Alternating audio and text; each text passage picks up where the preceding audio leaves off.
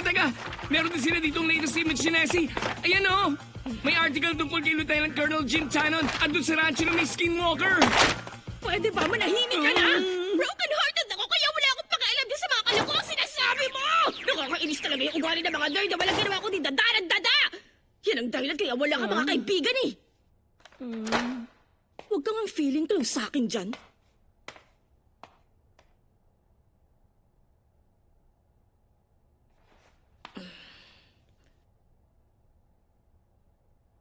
Sorry sumobra ako doon.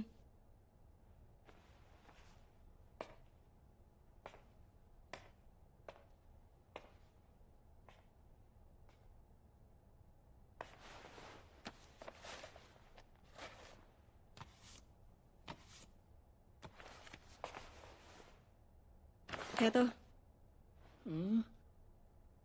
Hindi ako naniniwala sa aliens pero naniniwala naman ako sa mga multo. Ano ba? Hindi naman totoo ang mga multo.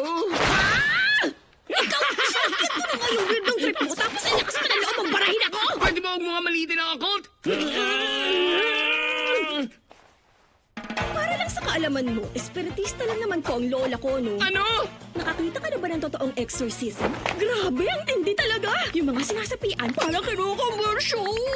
Pwede ka rin naman kumbulsinin kapag may sakit ka. Hindi ang katibayan na totoong may mga multo nga talaga.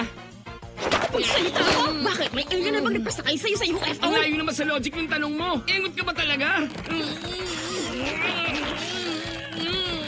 Aba, sumuko na siya kay Ken Takakura tapos nalaman ang pinalit niya. Tingnan mo, parang wala na siyang pakisasasabihin ng iba. Okay na rin yan. Para magkaalaman, pustahan na lang tayo! Pag napatunayang may multo nga talaga, talo ka, kaya magiging utusan kita! Ipapakita ko sa'yo na may UFOs. Mali, UAP pala. Kapag nakakita ka ng ganon, ikaw ang talo, Miss ISA, kaya ikaw magiging utusan ko.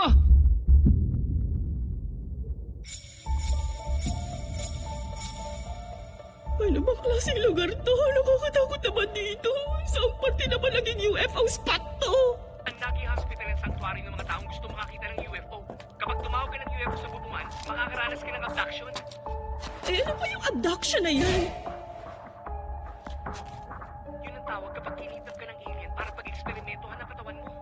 Teka, sandali lang. Napag-eksperimentohan ka na ba dati? May posibilidad na baka nga. Ha?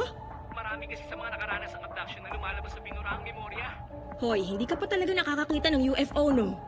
Alam mo ba yung regressive hypnosis? Huwag mong ibahin ang usapan, okay? Hindi naman mahalaga kung nakakita man ako noon o hindi. Ang usapan kung may ebidensya ba o wala na may ganun nga. Manahimik ka. Teka nga, kumusta ka naman dyan?